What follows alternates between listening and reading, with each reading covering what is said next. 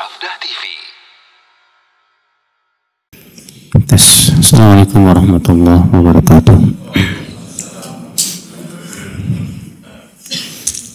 Alhamdulillah, nahmaduhu wa nasta'inuhu wa nastaghfiruh wa na'udzu billahi min shururi anfusina wa min sayyiati a'malina.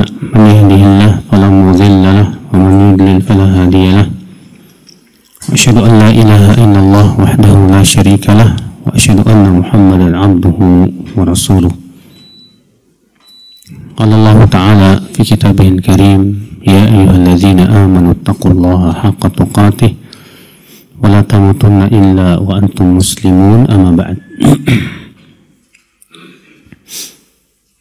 Ya ikhwah, kita pada pagi hari ini akan memulai pembahasan sebuah buku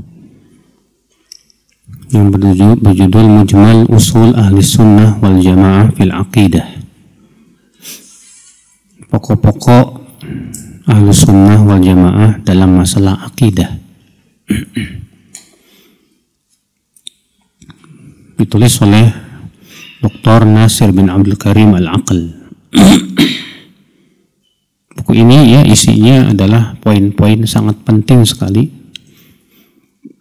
yang merupakan ya di antara pokok-pokok keyakinan Ahlus Sunnah wal Jamaah.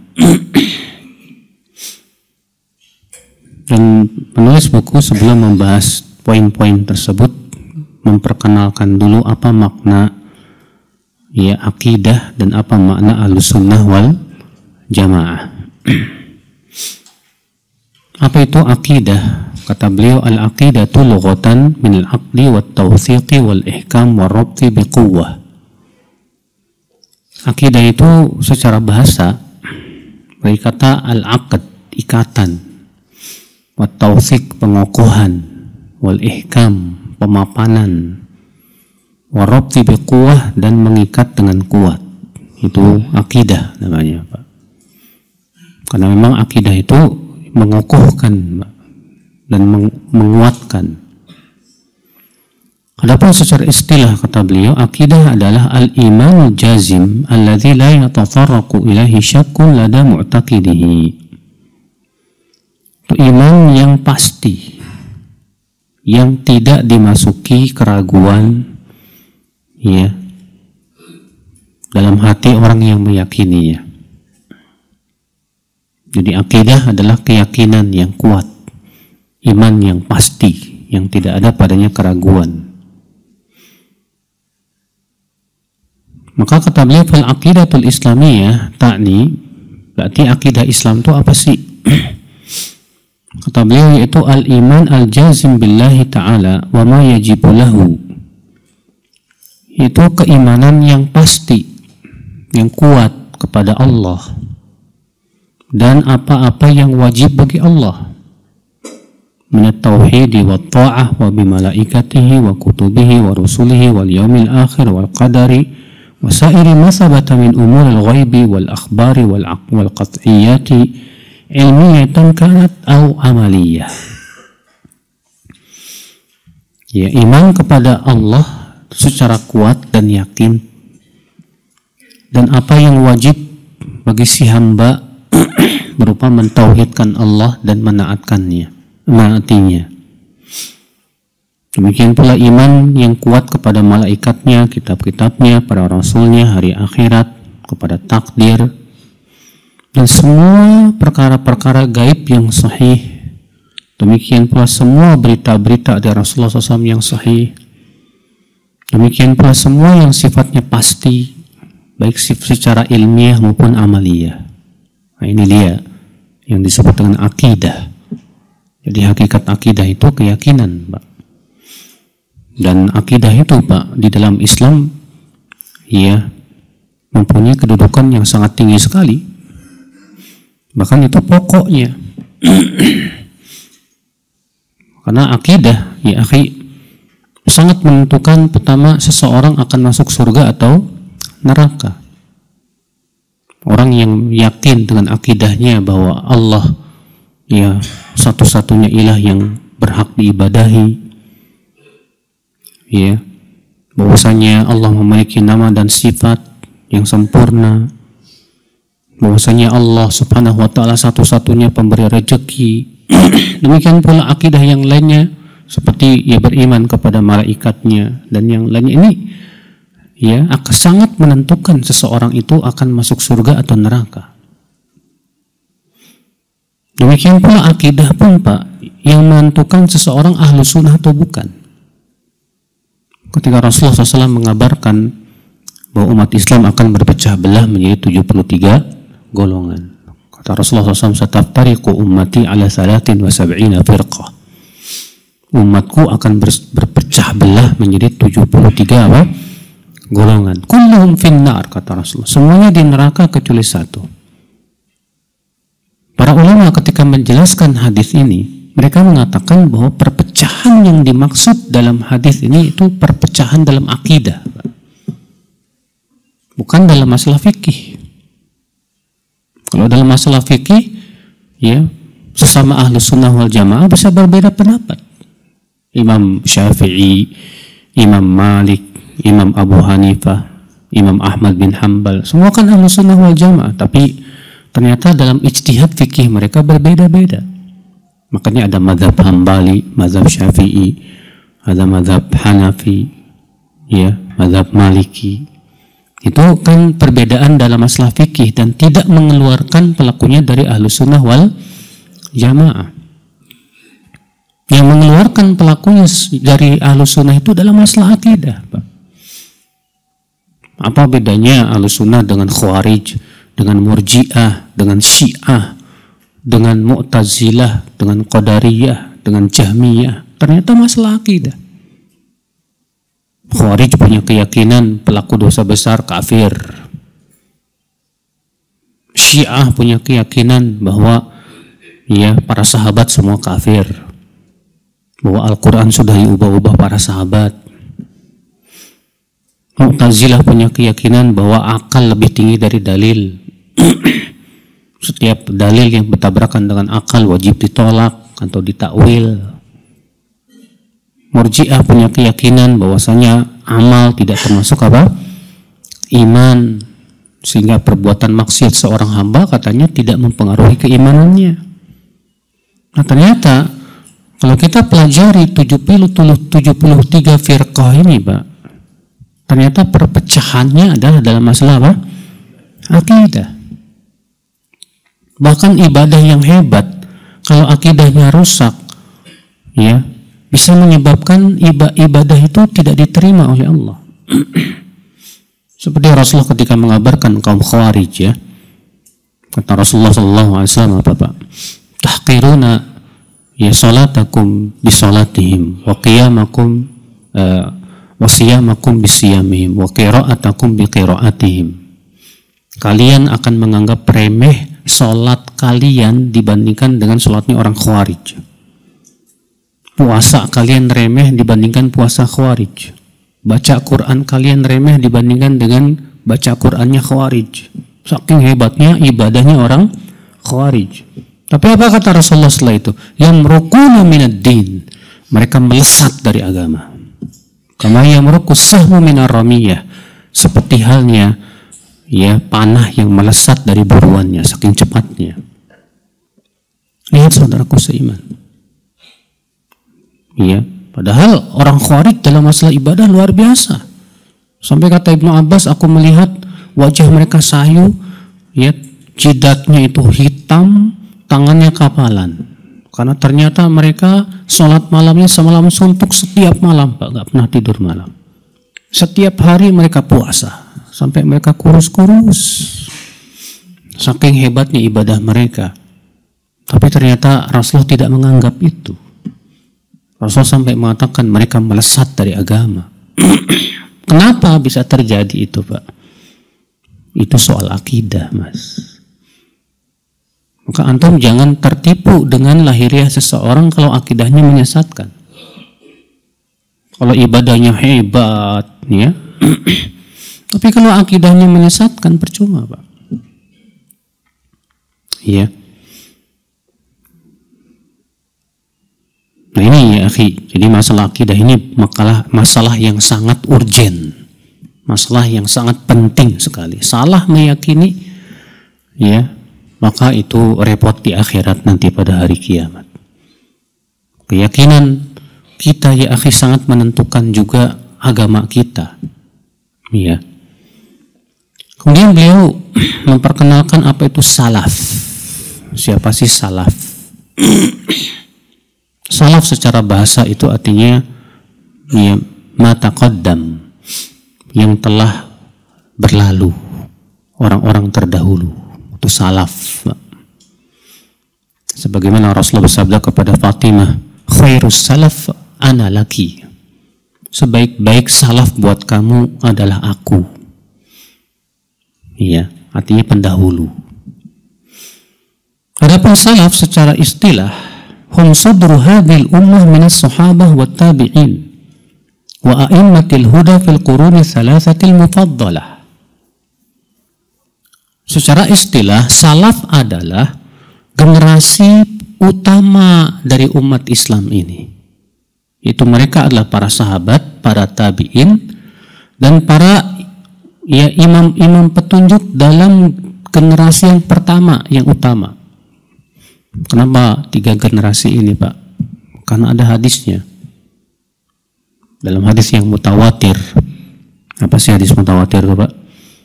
Hadis yang diriwayatkan oleh ya, banyak sahabat. Dan hadis mutawatir pasti sahih.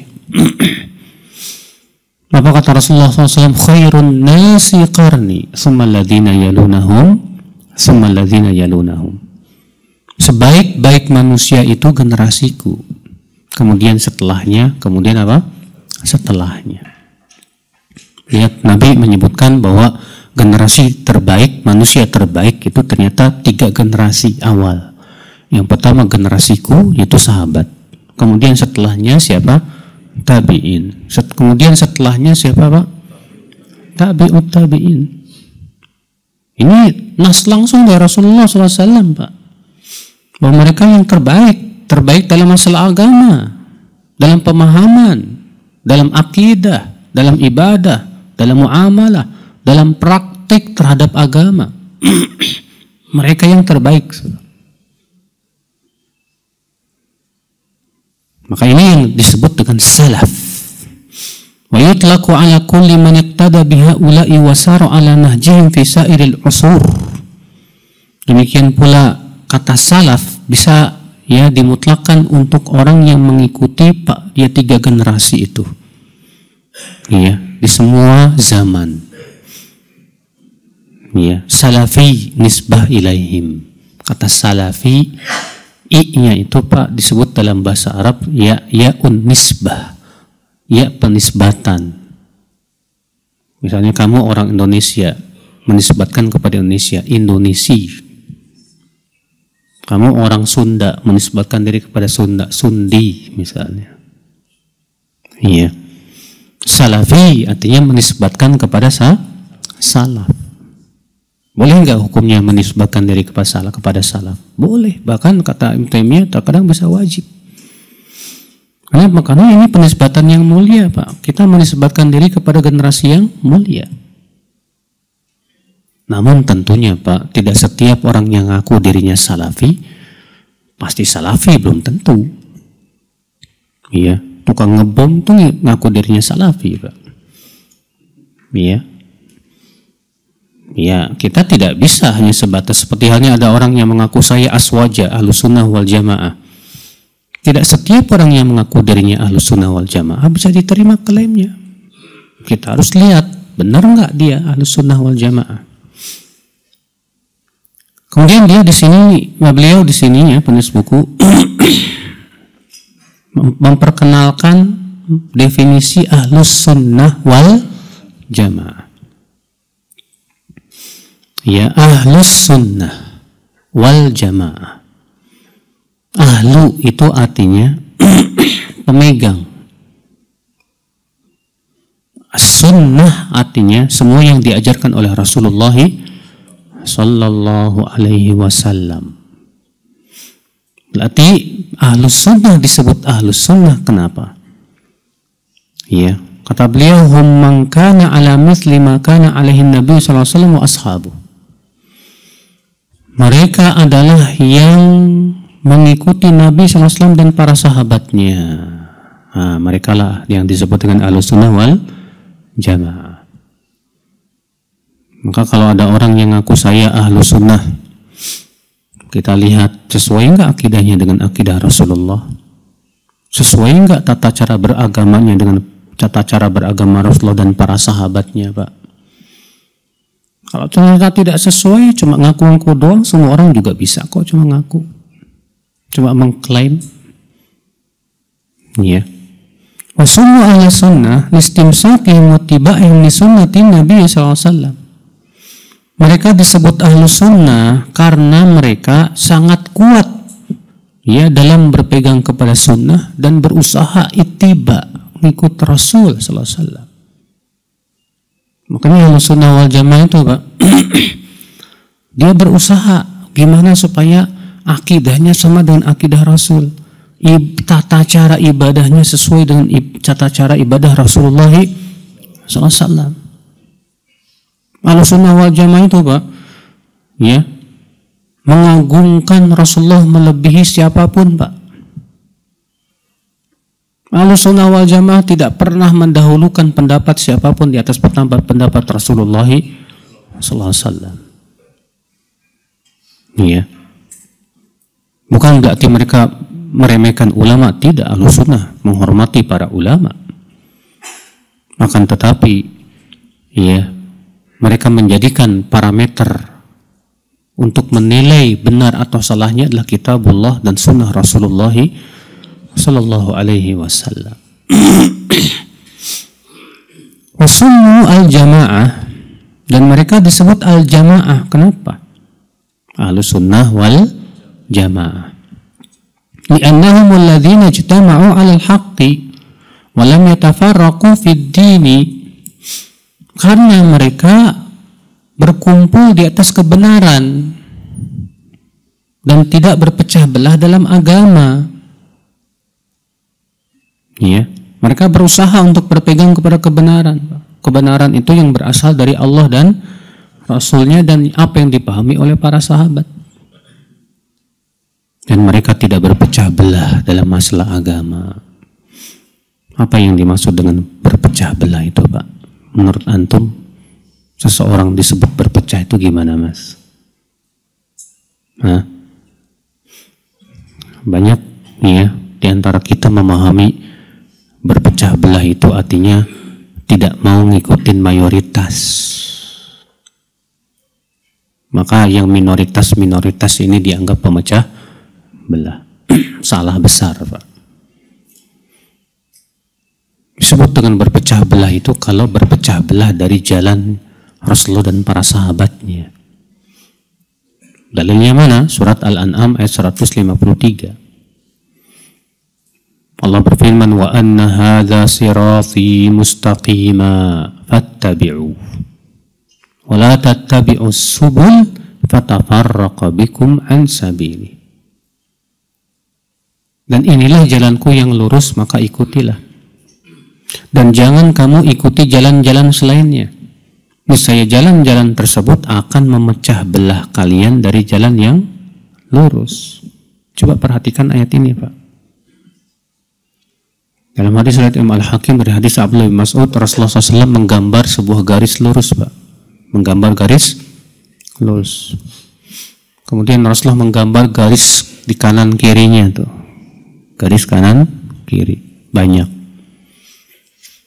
Kemudian Rasulullah menunjuk garis yang lurus sambil membacakan ayat ini. Wa anna hadza sirati mustaqima. Inilah jalanku yang lurus.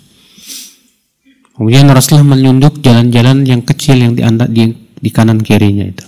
Wala tattabi'us subul. Jangan kamu ikuti jalan-jalan selainnya ini. Fatafarraqa bikum. Niscaya jalan-jalan selainnya ini akan memecah belah kalian dari jalan yang lurus. Berarti disebut berpecah belah itu karena berpecah dari jalan yang lurus. Saudaraku seiman, dan perpecahan itu kapan munculnya, Pak? Kapan muncul perpecahan? Biasanya perpecahan itu muncul setelah datang keterangan. Perpecahan itu biasanya muncul setelah datang apa? Kebenaran. Allah berfirman, wa atainahum bayyinatin minal ilm famakhtalafu illa min ba'di ma ja'ahumul ilm. Dan kami berikan kepada mereka keterangan dalam urusan itu, maka mereka pun tidaklah berselisih kecuali setelah datang kepada mereka ilmu tentang kebenaran. Lihat, Allah mengatakan mereka tidak berselisih kecuali setelah datang kepadanya ilmu tentang apa? Kebenaran. Sebelum datang keterangan sih adem ayem aja, Pak. Setelah datang kebenaran, datang ilmunya, mulai pecahlah manusia antara pembela kebenaran dengan pembela hawa nafsu. Makanya tidak aneh ya, orang yang membawa kebenaran selalu di mana-mana dia yang dituduh pemecah belah. Iya. Kita lanjutkan, wajtama'u ala a'immatil haqqi. Dan mereka bersatu padu di atas pemimpin yang benar, yang hak. Walam yakhruju alaihim, dan tidak membangkang, memberontak. Siapa pemimpin yang hak, Pak? Yaitu pemimpin yang telah ditunjuk. Iya. Dia menjadi seorang pemimpin dan dia seorang muslim. Dalam Islam, Pak, tata cara pemilihan pemimpin itu ada beberapa cara, Pak. Cara yang pertama dengan cara wasiat. Dengan cara apa? Wasiat. Seperti halnya yang dilakukan oleh Abu Bakar, di mana beliau berwasiat bahwa yang akan menjadi khalifah setelahku adalah Umar. Iya. Caranya adalah dengan cara wasiat. Cara yang kedua apa? Ditunjuk oleh ahlul hilli wal aqd. Siapa ahlul hilli wal aqd? Yaitu sebuah badan atau lembaga yang berisi para ulama dan orang-orang yang berpengalaman untuk menunjuk seseorang menjadi seorang pemimpin dan dia terpenuhi padanya kriteria-kriterianya. Iya. Seperti yang dilakukan oleh Umar. Umar menunjuk 6 orang. Umar bin Khattab menunjuk apa? 6 orang. Iya.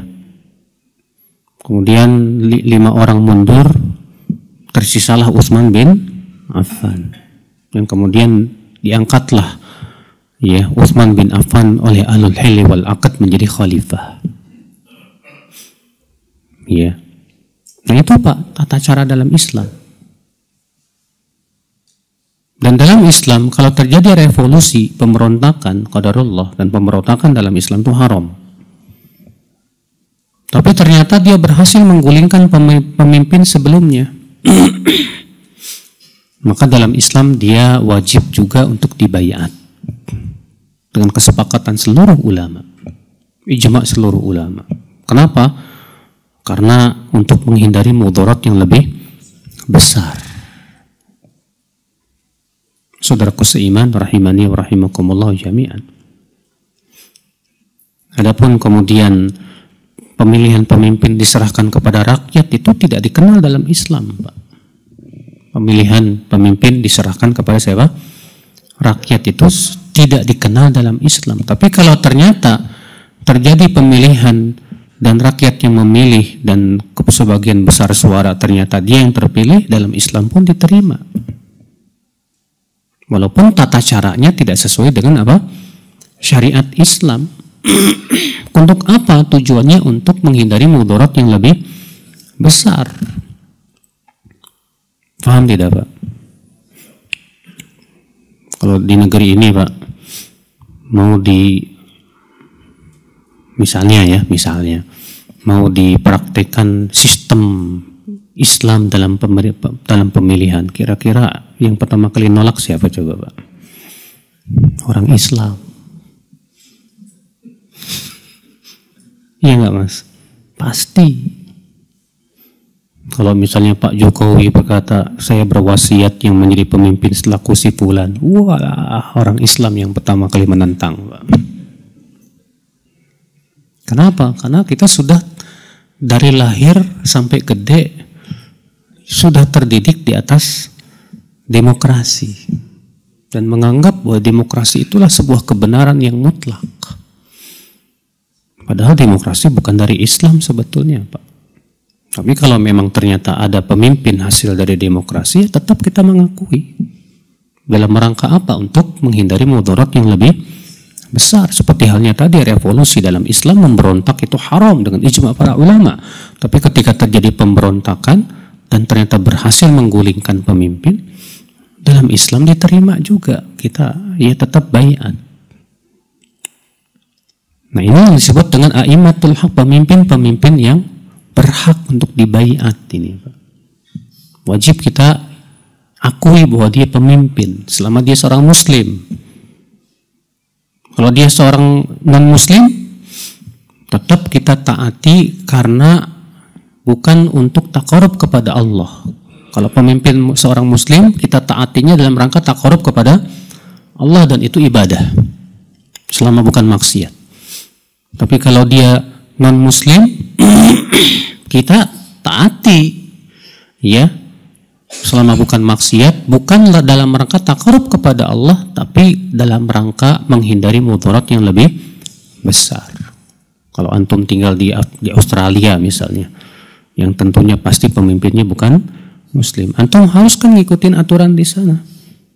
Ya antum ikuti aturan di sana bukan karena dalam rangka taqarrub kepada Allah, tapi karena ya untuk menghindari mudarat yang lebih besar. Seperti ini nggak masalah.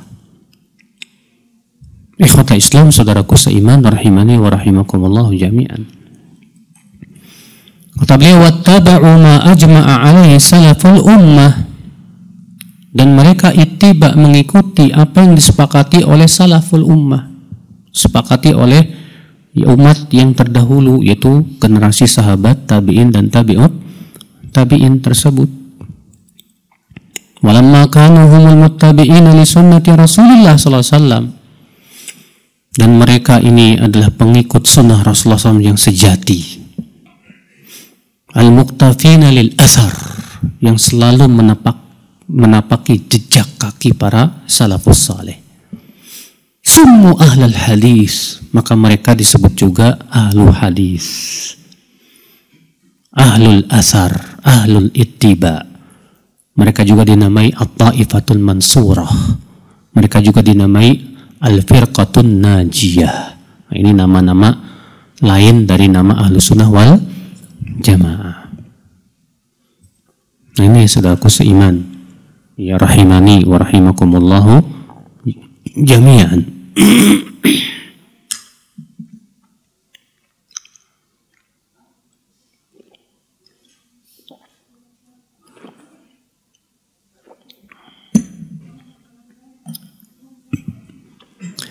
Baik ya akhi, kita sekarang masuk ke bab yang pertama. Awalan, qawaidu wa usulun fi manhajit talaqqi wal istidlal. Kaidah-kaidah dan pokok-pokok dalam manhaj talaqi. Talaqi apa sih? Talaqi artinya mengambil ilmu. Talaqi artinya apa? Mengambil ilmu. Wal istidlal, apa itu istidlal?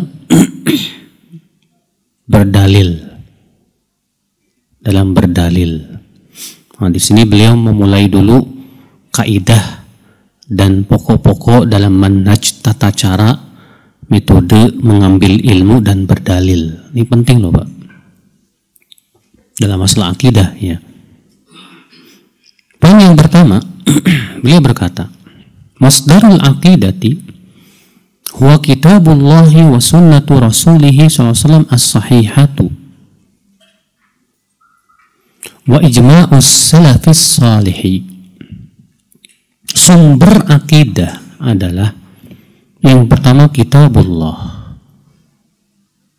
yang kedua sunnah Rasulullah SAW yang sahih, Yang ketiga, ijma' salaf. Ya, ijma' salafus salih. Ini di sini Rasulullah menyebutkan bahwa sumber akidah itu 3. Apa itu? Yang pertama, Al-Quran. Yang kedua apa? Sunnah Rasul yang kayak gimana? Yang sahih. Dalam masalah akidah semua ulama ijma' sepakat, Pak, bahwa hadis yang dhaif itu tidak boleh dijadikan dalil. Iya. Yang ketiga apa? Ijma'. Ijma' siapa? Ijma' salaf. Kok kenapa dikhususkan salaf? Karena masalah akidah ini nggak bakalan berubah, Pak, sampai hari kiamat. Keyakinan akidah nggak bakalan berubah-ubah. Tidak disesuaikan dengan kondisi dan tempat, enggak mungkin. Misalnya dulu Allah beristiwa di atas arsy, sekarang udah enggak mungkin. Dulu ada surga dan neraka, sekarang udah enggak ada, enggak mungkin. Karena masalah akidah itu masalah yang tidak mungkin berubah. Maka ijma' yang dianggap dalam masalah akidah adalah ijma'nya para sahabat. Ijma'nya siapa? Ya, para sahabat. Kenapa Pak Budi keluar masuk terus?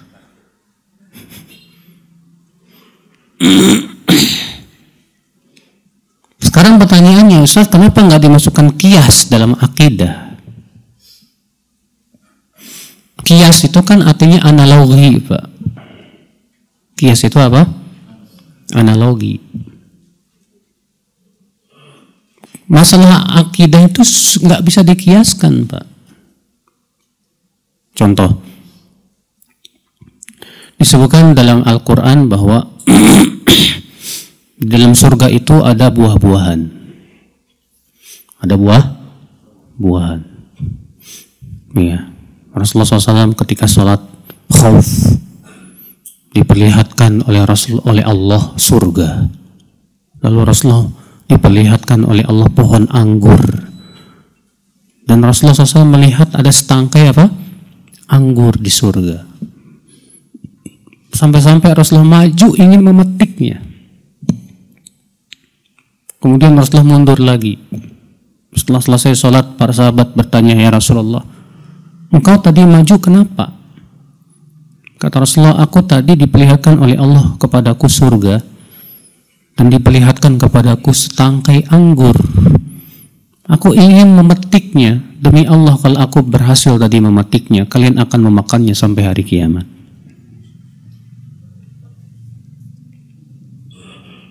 Ya akhi, kira-kira menurut antum anggur di surga sama nggak? Bisa dikiaskan dengan anggur dunia nggak, Mas? Nggak sama. Ibnu Abbas ketika menafsirkan wa utubihi mutasyabiha, mereka diberikan sesuatu yang serupa. Kata Ibnu Abbas, serupa tapi tak sama. Namanya saja yang sama, tapi bentuknya, rasanya tidak sama. Nggak bisa disamakan, Mas. Apalagi sifat Allah. Sifat Allah nggak bisa dikiaskan dengan sifat makhluk. Ya, tidak bisa dikiaskan. Yang berlaku dalam akidah itu hanya qiyasul aula, qiyas yang lebih tinggi. Itu pun dengan syarat yang ketat, tidak bisa sembarangan menggunakan qiyasul aula itu. Qiyasul aula itu contohnya begini, Mas. Kalau mana yang lebih sempurna, manusia yang hidup dengan manusia yang mati? Manusia yang hidup lebih sempurna, maka Allah lebih layak untuk disifati dengan sifat hidup. Nah, ini namanya qiyasul aula, Pak. Tapi qiyasul aula ini syaratnya harus sempurna dari seluruh sisi-sisinya. Contoh misalnya, mana yang lebih sempurna? Manusia yang punya anak dengan manusia yang mandul, nggak punya anak. Ya, kita katakan manusia yang punya anak.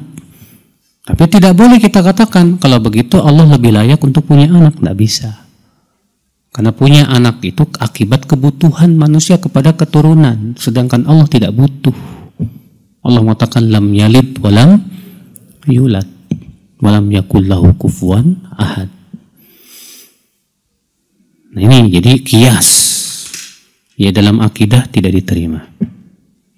Yang ada akidah itu cuma yang pertama apa? Al-Quran. Al-Quran yang mana nih Ustadz? Kan ada qiraat mutawatir dan ada qiraat yang syadzah. Pernah dengar nggak Pak? Al-Quran ada apa? Qiraat yang mutawatir ya. Ada Warash, ya ada Hafiz. Ya, kedua-duanya meriwayatkan dari Asim, tapi bisa berbeda. Ada qiraat Ibnu Katsir, ya, ada qiraat Hamzah. Nah,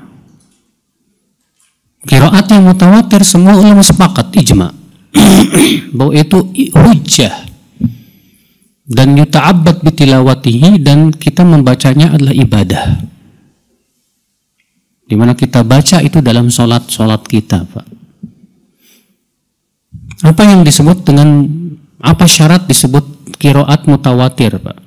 Kata para ulama, disebut qiraat itu mutawatir kalau memenuhi 3 syarat. Qiraat disebut qiraat yang mutawatir kalau memenuhi 3 syarat. Syarat yang pertama, ya, an yakuna muwafiqan limushafil imam, yaitu sesuai dengan mushaf imam, itu mushaf Utsmani, mushaf yang ditulis di zaman Utsman bin Affan. Syarat yang kedua, an yakuna sanaduhu sahihan wa in kana ahadan, yaitu syaratnya sanadnya sahih. Ya. Sanadnya apa? Sahih. Syarat yang ketiga, an yakuna muwafiqan lil arabiyyah walau kana min wajhin, yaitu sesuai dengan bahasa Arab yang fasih walaupun dari satu sisi. Nah inilah 3 syarat disebut qiraat mutawatir. Nah kalau qiraat itu sanadnya sahih tapi tidak sesuai dengan mushaf Utsmani, maka disebutlah qiraat ini qiraat syadzah. Qiraat yang apa? Yang syadzah. Jadi qiraat yang kalau tidak terpenuhi padanya salah satu dari 3 syarat ini, Pak, disebutlah qiraat itu qiraat apa? Syadzah. Yang menjadi perselisihan para ulama, Pak, kalau qiraat syadzah ini sahih sanadnya, ya, apakah itu hujjah atau bukan? Apakah itu hujjah atau apa? Bukan. Pendapat yang disahihkan oleh jumhur, oleh sebagian ulama, Pak, bahwa qiraat syadzah itu hujjah. Kenapa? Karena sanadnya sahih. Selama sanadnya sahih kepada sahabat yang meriwayatkannya, dan sahabat itu pasti mengambilnya dari Rasulullah, ya, sallallahu alaihi wasallam. Contoh qiraat syadzah, contohnya apa, Pak? Contoh misalnya tentang kafarat yamin, kafarat sumpah tuh, Pak. Iya. Di mana kafarat sumpah yaitu disebutkan siyamu thalathati ayyam. Yang qiraat mutawatir itu, Pak, hanya sampai situ aja, puasa 3 hari. Tapi dalam qiraat Ibnu Mas'ud ada tambahan siyamu thalathati ayyamin mutatabi'at. Puasa 3 hari secara terus menerus. Kata-kata terus menerus ini qiraat yang syadzah. Qiraat yang syadzah, tapi sanadnya sahih kepada Abdullah bin Mas'ud. Sehingga atas dasar ini para ulama yang merojihkan bahwa qiraat yang syadzah itu hujjah, mereka mewajibkan puasa 3 hari ini harus terus menerus. Kenapa? Karena sanadnya sahih dan kepada Abdullah bin Mas'ud radhiyallahu anhu arda. Iya. Ini saudaraku seiman. Jadi kitabullah, Al-Quran yang dimaksud yaitu qiraat yang mutawatir. Adapun qiraat yang tidak mutawatir, qiraat yang syadzah, kalau sanadnya yang sahih, pendapat yang paling kuat adalah hujjah. Dan itu yang dibela oleh Syekh Muhammad bin Al-Amin Asy-Syanqiti. Iya. Wa sunnatu Rasulullah SAW yang sahih. Ya. Sumber akidah yang kedua yaitu hadis yang sahih. Selama hadisnya sahih, maka itu hujjah. Disebut hadis itu sahih kalau memenuhi 5 syarat. Yang pertama, sanadnya bersambung. Yang kedua, perawinya adil. Yang ketiga, perawinya dhabit, menguasai. Yang keempat, tidak syadz. Ya. Apa? Yang pertama, sanadnya bersambung. Yang kedua, perawinya adil. Yang ketiga, perawinya dhabit. Dhabit itu artinya menguasai, Pak. Yang keempat, tidak syadz. Apa sih syadz? Syadz itu periwayatan perawi yang diterima yang menyelisihi periwayatan perawi yang lebih thiqah, yang lebih terpercaya. Ya, periwayatan perawi yang diterima yang menyelisihi periwayatan perawi lain yang lebih apa? Terpercaya. Syadz namanya. Nah, tidak syadz. Dan tidak ada padanya ilat, penyakit hadis yang bisa merusak keabsahannya. Tidak ada padanya ilat, yaitu penyakit hadis yang bisa merusak apa? Keabsahannya.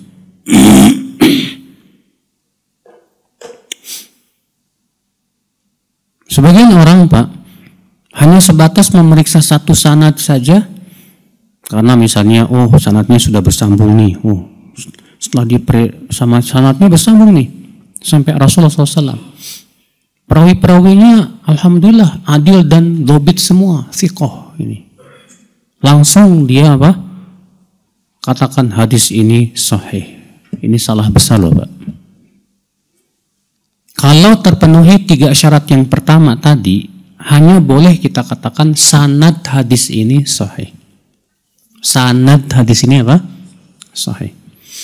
Tapi untuk menghukumi hadisnya sahih, tidak cukup 3 syarat yang pertama.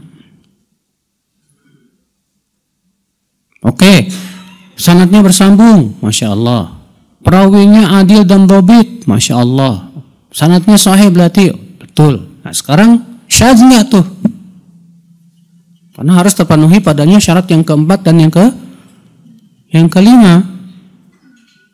Ada enggak hadis lain atau periwayatan perawi yang lebih thiqah yang ternyata bertabrakan dengan periwayatan dia? Ya. Dan tidak mungkin kita bisa memenuhi syarat yang keempat dan yang kelima kecuali dengan cara jam'ut turuq, mengumpulkan semua jalan-jalan hadis itu, Pak. Setelah dikumpulkan jalan-jalannya semua, diperiksa satu persatu, ada nggak perselisihan di antara mereka? Kalau ternyata tidak ada perselisihan semua, ya ternyata tidak syadz dan tidak terdapat padanya penyakit yang bisa merusak keabsahannya, baru kita bisa katakan, kita pastikan hadis ini apa? Sahih.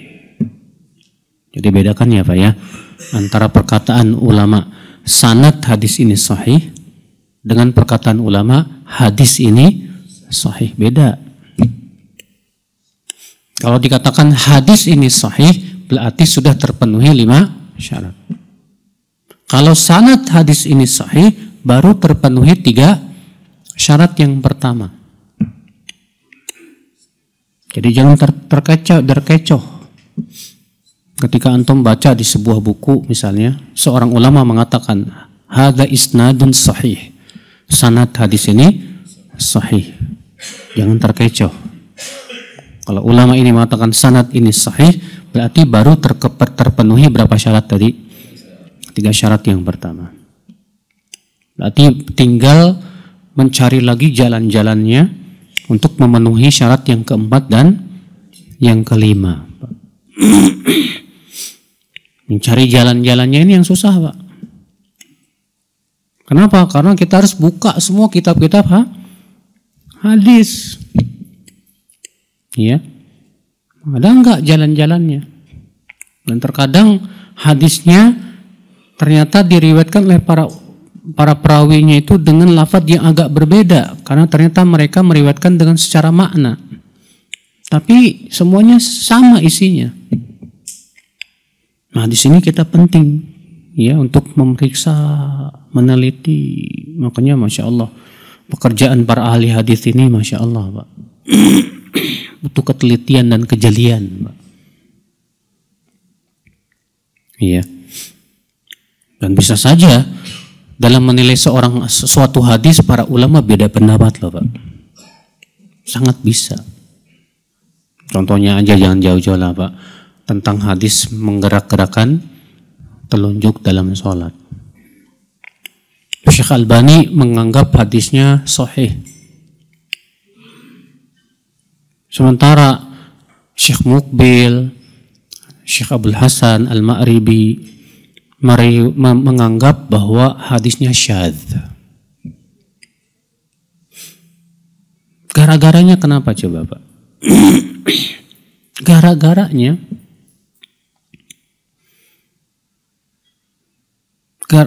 kata-kata menggerak-gerakan ini bersendirian padanya seorang perawi yang bernama Zaidah bin Qudamah. Sementara 12 perawi lain yang lebih thiqah seperti Syu'bah, Sufyan tidak menyebutkan menggerak-gerakan. Mereka semua hanya menyebutkan isyarat saja. Tidak menyebutkan gerak-gerakan. Sehingga kata Syekh, sehingga para ulama berbeda pendapat. Ini syadz bukan nih? Syekh Muqbil mengatakan ini syadz. Karena terpenuhi padanya syarat syadz. Apa itu? Perawi yang diterima menyelisih perawi lain yang lebih thiqah, terpercaya. Iya. Sementara yang menyelisih Zaidah bin Qudamah ini banyak. Dan mereka rata-rata lebih thiqah dari Zaidah. Atas dasar itu kata mereka ini syadz, tidak bisa diamalkan. Ini hadis lemah. Syekh Albani pendapatnya beda. Enggak, ini ziyadatu thiqah, tambahan perawi yang thiqah. Ya, karena Zaidah bin Qudamah ini thiqahnya bukan thiqah biasa, thiqah yang sangat thiqah, thiqatun tsabt. Sehingga tidak bisa seenaknya kita bisa tolak begitu aja kata beliau. Gara-gara inilah kemudian terjadi perbedaan ijtihad dalam menilai apa? Hadis. Hadis dhahaba dhama wabtallatil uruq wa thabatal ajru insya ikhtilaf. Syekh Albani menganggap hadis ini hasan. Ya. Sementara Syekh Muqbil mendhaifkannya. Gara-gara seorang perawi yang bernama Marwan Al-Muqaffa. Apakah dia ini seorang perawi yang lemah ataukah seorang perawi yang dhaif? Karena Marwan Al-Muqaffa ini ya tidak ada yang meriwayatkannya kecuali 2 orang yang thiqah. Dan tidak ada yang mengatakan bahwa dia itu seorang yang ya thiqah atau dhaif. Sehingga Syekh Muqbil menganggap ini hadis ini perawi majhul. Perawi majhul nggak diterima. Sementara Syekh Albani mengatakan bahwa Al-Muqaffa dihasankan oleh Imam Ad-Daraqutni dalam sunannya. Dan Imam Ad-Daraqutni termasuk ulama jarah wa ta'dil. Maka pernyataan Daraqutni ini sudah cukup diterima. Namun Syekh Muqbil membantah Imam Ad-Daraqutni termasuk mutasahil. Ya, termasuk orang yang bermudah-mudahan dalam memfiqhkan perawi terkadang. Sehingga ditolak. Wah, di sini Pak terjadi ikhtilaf para ulama dalam menilai suatu apa? Hadis. Lumrah Pak. Terjadinya perselisihan itu dari zaman dulu pasti sudah terjadi. Ya. Itu sangat pasti bisa terjadi. Nah, sikap kita gimana dong Ustadz menghadapi perbedaan pendapat dalam menilai apa? Hadis. Cukup antum tanya kepada seorang ustadz yang antum percayai, amalkan, udah selesai. Tanpa kita menyesatkan lawan kita. Ya. Saudaraku seiman, rahimani wa rahimakumullah jami'an. Nah, ini dia hadis yang apa? Yang sahih. Yang ketiga, ijma' salaf. Apa sih ijma'? Konsensus, kesepakatan. Ijma' itu hujjah. Karena Allah mengancam orang yang menyelisih ijma' dengan api neraka. Allah berfirman dalam surat An-Nisa, "Wa may yushaqiqir rasul min ba'di ma tabayyana lahul huda wa yattabi' ghayra sabilil mu'minin nuwallihi ma tawalla wa nuslihi jahannam wa sa'at masira." Siapa yang menyelisih Rasul setelah jelas kepadanya petunjuk dan mengikuti selain jalan kaum mukminin, lihat, mengikuti selain jalan kaum, kata Imam Syafi'i, maksudnya kesepakatan mereka, ijma'nya. Nuwallihi ma tawalla, kami akan biarkan ia luasa dalam kesesatannya. Wa nuslihi jahannam, dan kami akan bakar ia dengan neraka jahannam. Wa sa'at masyara, dan itu seburuk-buruk tempat kembali. Nah, ini saudaraku seiman, siapapun yang bertabrakan dengan ijma' sahabat dalam masalah akidah ini Pak, dalam masalah ibadah, maka tertolak. Semua yang bertabrakan dengan ijma' batil. Iya, wajib diingkari. Demikian, semoga yang sampaikan bermanfaat Bapak dan Ibu sekalian. Subhanakallah bihamdik, asyhadu an la ilaha illa anta, astaghfiruka wa atubu ilaik. Assalamualaikum warahmatullahi wabarakatuh.